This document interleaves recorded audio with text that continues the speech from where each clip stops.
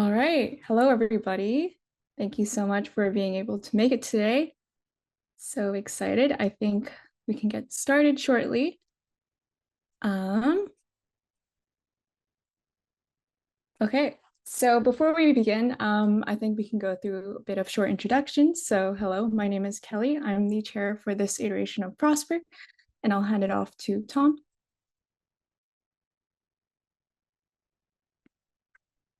Tom, I think you're muted.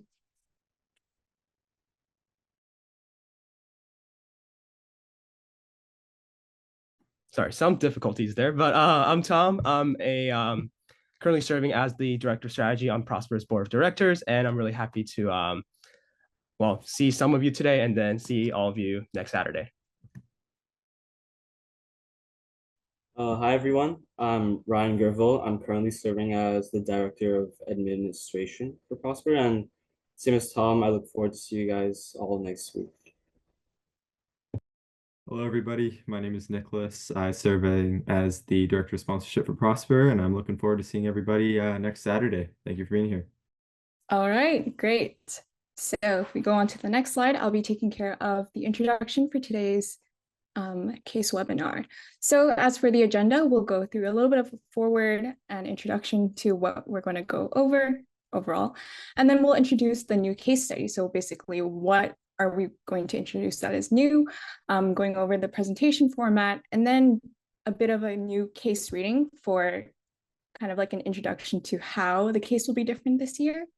And then after that, the new presentation format samples. So we'll show you how maybe like a good presentation would look like, maybe what a bad presentation would look like. And then after that, presentation slide decks, and then some tips. And then after that, we can go through a Q&A with all of you. And yeah, all right, I think we can move on. All right, as for the forward, business case competitions can be daunting, especially to those new to the experience. Regardless of your caliber, we at Prosper want to ensure that everyone feels confident and excited when they enter through the venue's doors or log on to opening ceremony live stream. As such, we have compiled the following presentation to provide you with the necessary resources to perform to the best of your abilities. All right, so what exactly is a case competition? So a case competition essentially provides a problem situation that mimics the reality of corporate affairs through an analytical lens. For example, you would be a consultant kind of helping out a company. So during the competition, you will all receive a case study based on problems that you could encounter in the real world. It will be about a specific company or market and the problem it wishes to resolve. So your team must identify these issues and develop a resolving recommendation strategy. Then you must skillfully present your ideas to a panel of judges.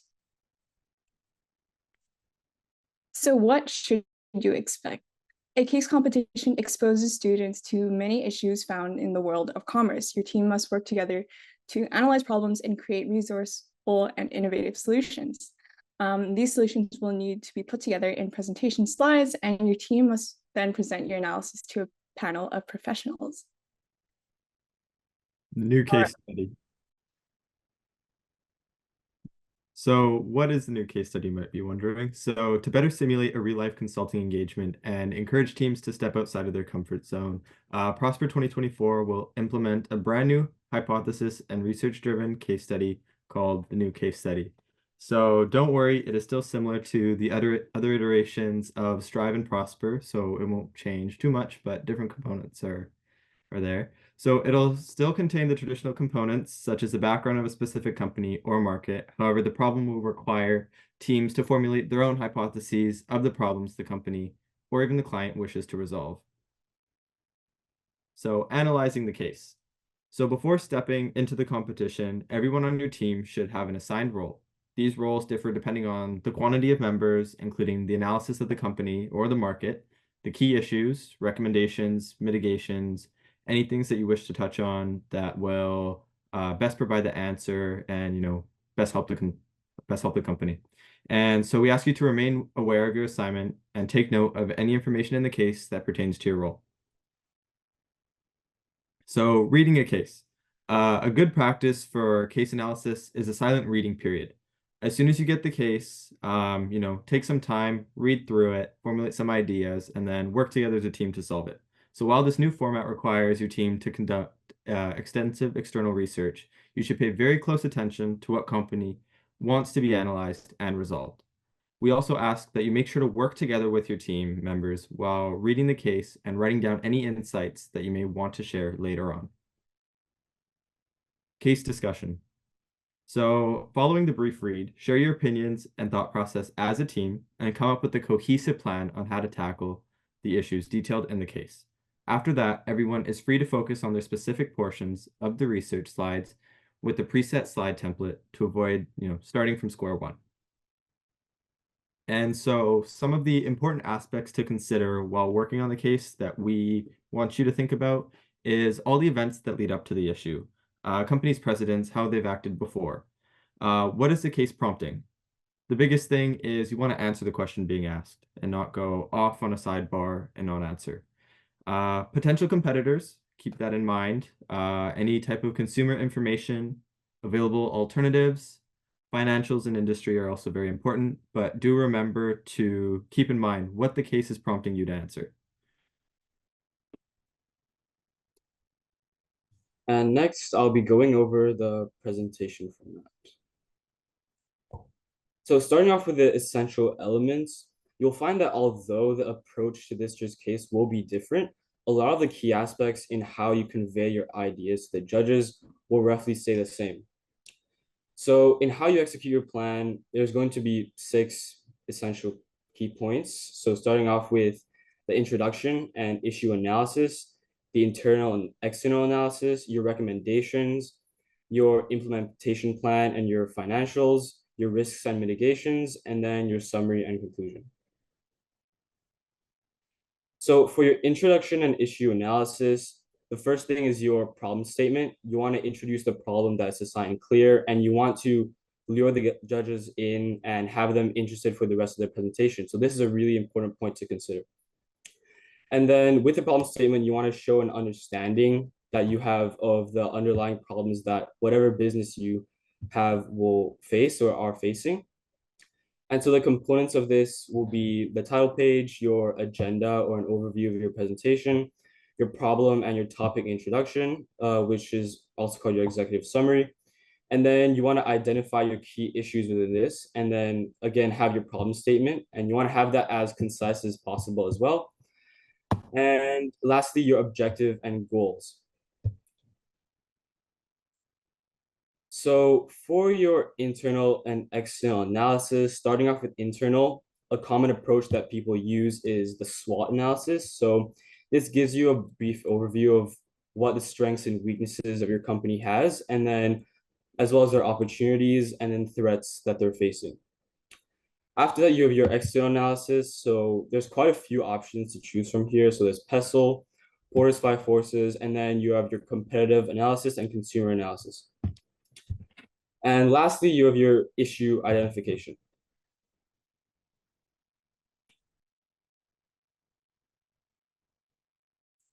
And moving on to recommendations, this will give you an opportunity to present your strategies and how you're going to fight these problems that your company is facing. So this requires how the company will solve the problems, what they need to do, why the client needs to do this, and then who you're going to involve to execute your plan. So tips for recommendations, you want to aim for around 3, but it's not mandatory. Some people still can do 2 recommendations. And you also want to make sure that your position is unique. So you don't want to have some common idea that everyone else is doing, because that won't set you apart and that won't create a winning recommendation. And then lastly, you want to have strategic recommendations that fit the business overall. And this is specific to each business. So you have to analyze the business specifically and then see what will fit them correctly.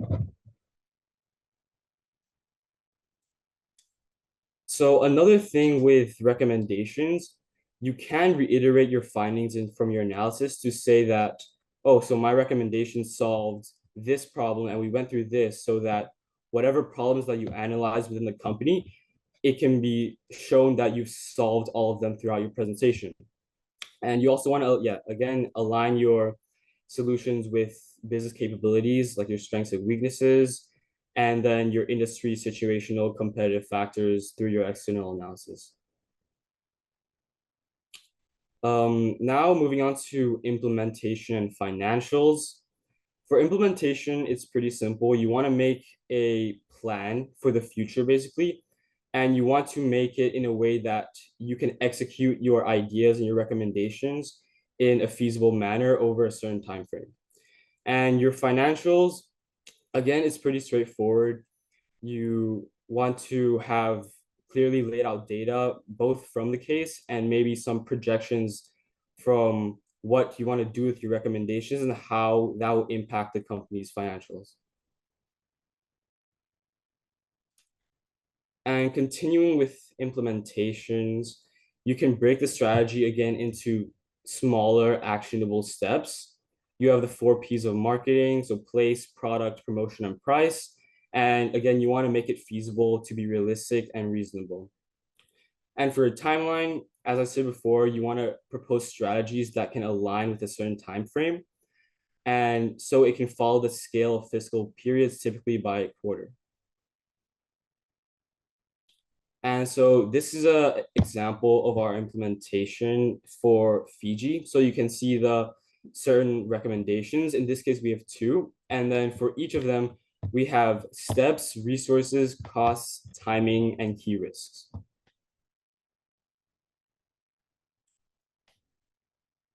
And going over the financial details, you would like to include briefly in your implementation, outlining the costs associated with each recommendation and then justify each of them, because money, of course, isn't easy to come by. You want to make sure that there's reasonable explanation for any sort of spending, and to break down each cost into either recurring, so ones that will keep on going for certain periods of time, or one-time purchases.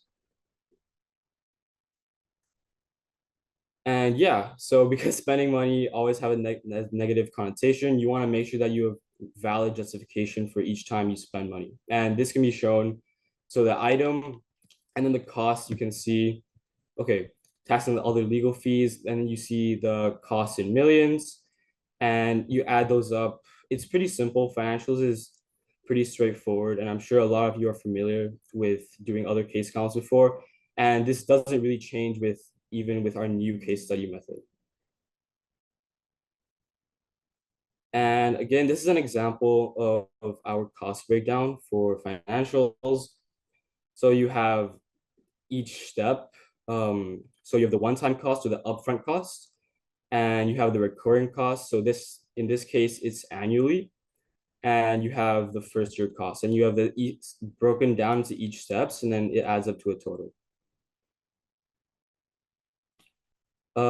And then going on to risks and mitigations, each of your recommendations will, of course, have some risks. So you want to go over them, and you want to make sure that mitigation strategies are plausible and they make the recommendations sound more feasible and reasonable to the judges. And so basically, you want to address the pitfalls, right, of your recommendations, and then especially outline the severity of the risks and then how you're going to mitigate them. And this is kind of a matrix for our risk and mitigation section. So you have each risks, and then the probability of them happening, the severity of them happening if they happen, and then how you're going to mitigate each risk with a strategy.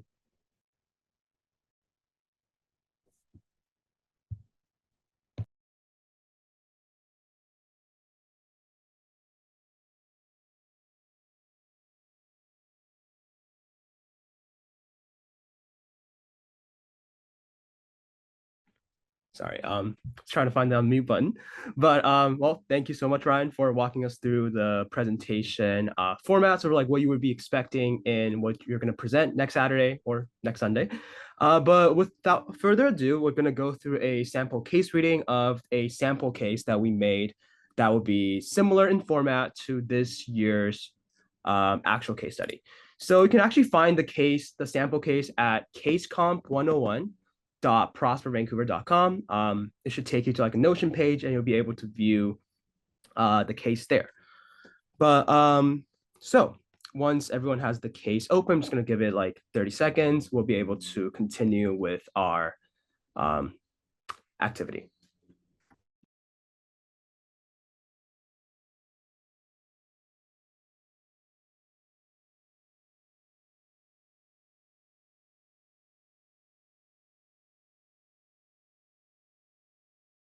And if you already have the web page open, feel free to just like react with a thumbs up. That would be great. And then we'll be able to take from there.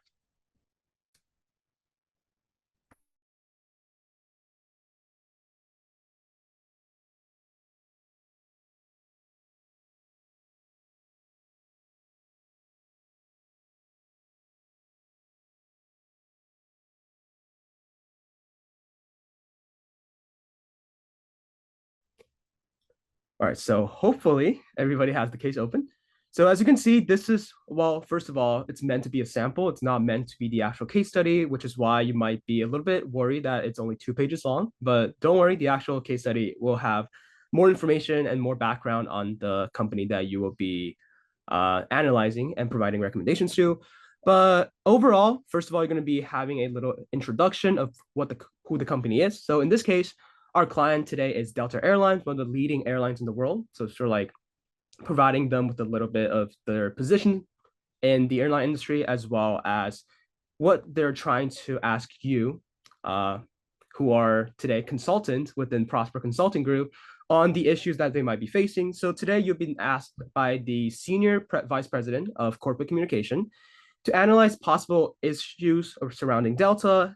And then it's going to be about issues that are societal compared to, you know, for example, operational issues, management issues, but rather societal issues that might concern other stakeholders of the company. For example, think about, let's say, the customers, whether it's, you know, the actual endpoint customer or the corporate customers they may have for Delta.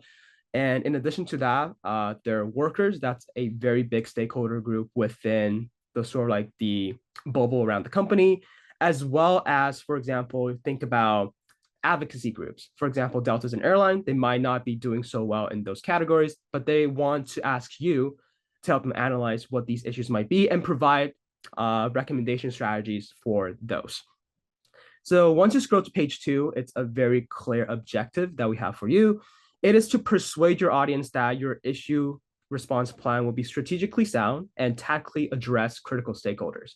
So those are the things to keep in mind for that. And then other than that, so your team will have 9 minutes to present, followed by a 3-minute Q&A session. So we're just going to run through the slides very quickly, and then just to make sure that, you know, you see a brief idea of what's going on. All right, so, and then in terms of additional resources, there's a sample video from the year 2020 that can be found on our YouTube channel, and you can also find other case comp, you know, materials in our YouTube channel as well. So a sample format surrounding the societal issue case would be, so of course, so Delta Airlines, this would be the title slide, examining our key societal issues. That's the objective. And here's the quick agenda. So we've broken down the issue into 1, aircraft fuel efficiency and emissions, 2, addressing our concerns of our sustainability commitment, and 3, workers' right, which is sort of an issue surrounding like unionizations and those regards.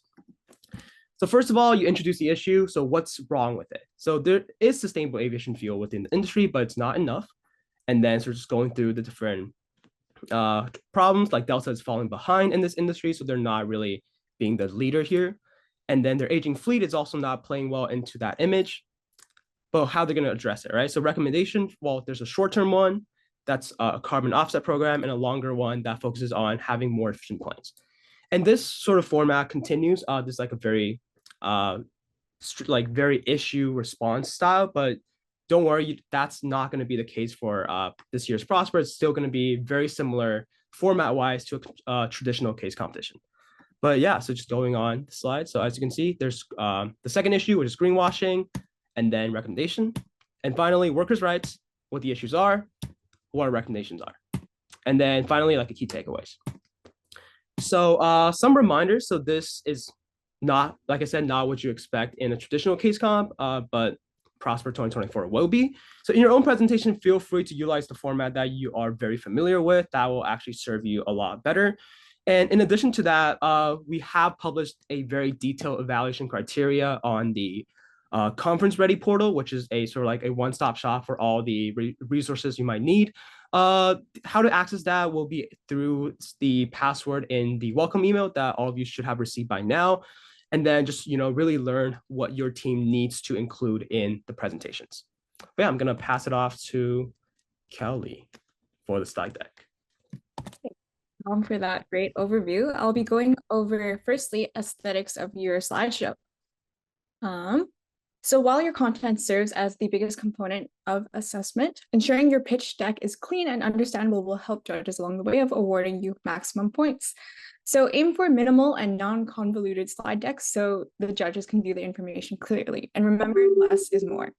And if you feel unsure where to start, begin with a template. As for organization, some presentations has used the components shown down below to indicate the present topic that you're on. These are called trackers or breadcrumbs and are encouraged within case competition decks to highlight content so judges can clearly see which part that you're on. Typically, they are titled in the master slides according to the essential element of the presentation. All right, and going over some presentation tips.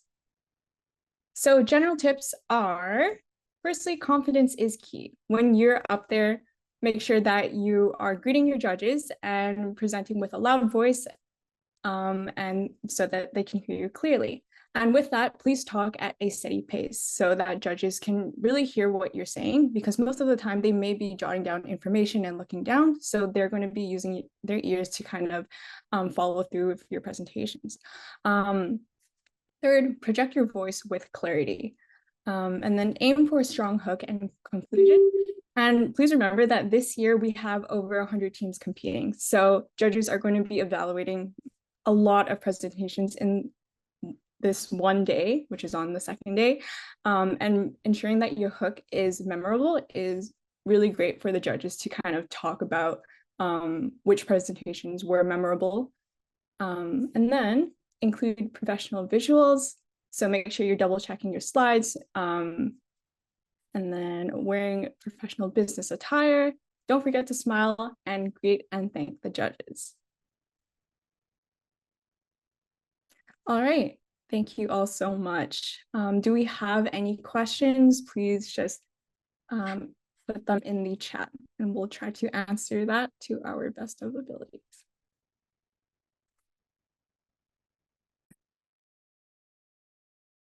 All right, so first question asks, is there a rubric that we'll be able to see? So yes, we'll be giving out a rubric for how our judges are going to score you. And it goes over what should be included. For example, maybe a 5 is indicated by maybe 2 or 3 of this section. What does the deliverable submission consist of? And can you talk a little bit about the structure and format? For that question, I'll hand it over to Tom to talk about the deliverable. Yeah, of course. So the deliverable submission, how you can, do really well on it can be found on the last page of the evaluation criteria. It's called part 3 deliverable. It's very simple. It's basically like a 1-page summary of all the research and like work you've done until that point. And then so there's like a brief overview of what your team has completed. It's scored very binary. So it's either you've done this or you did not. So don't worry too much about it. Just make sure you submit it as sort of like a progress check for your presentations. Yep, and that will be on the first day. Can we address the competition in our speech/presentations? Can we compare to other teams? Generally, you want to be respectful, just because judges will kind of know that you might take it away as like offensively, but I would personally stray away from that and try to address this from your own viewpoint, kind of addressing the case by itself and not really looking at other teams and what they have. Is the real case going to be as small as the sample one? I believe that usual cases are 9 to 20 pages. No, so our actual case will be a little bit longer, not as long as maybe like 20 or 30 pages. but it should be similar. Are there any tips to handle the question period at the end of the presentations? As for maybe tips, I would say that when a judge asks a question, what I would do personally is kind of look around to my team to see who may be best suited to answer the question. So for example, if my teammate were working on the financials kind of section, we would all look to them to answer that question and kind of coordinate accordingly. But generally, questions would differ amongst judges. So what are some key aspects? Looks like that one was answered. How long is the work period for the case for day 1 and day 2, please? So the case you'll receive on day 1, and you'll get the whole entire night to work on it until day 2, where you'll present it. Can you please clarify how we access the resources with the examples? Tom briefly said it was sent in one of those emails. Thank you. So the resources should be accessible through a conference ready page, which is on the welcome email that you should have received. And if you have not received that, please email Ryan, which is our admin. Which part of the presentation, other than the recommendation, is most memorable or makes the most impact on our overall performance? For this, I would say your hook is definitely one of the most memorable parts of your presentation, because that's what judges will see first. So you definitely want to capture them. All of the winners from past case competitions that I've been to definitely have very intriguing and like enthusiastic hooks. But other than that, I would say a good analysis, such as a good SWOT analysis, is makes like a good impact on your overall performance. You want to make sure that your SWOT analysis does not include like unnecessary information.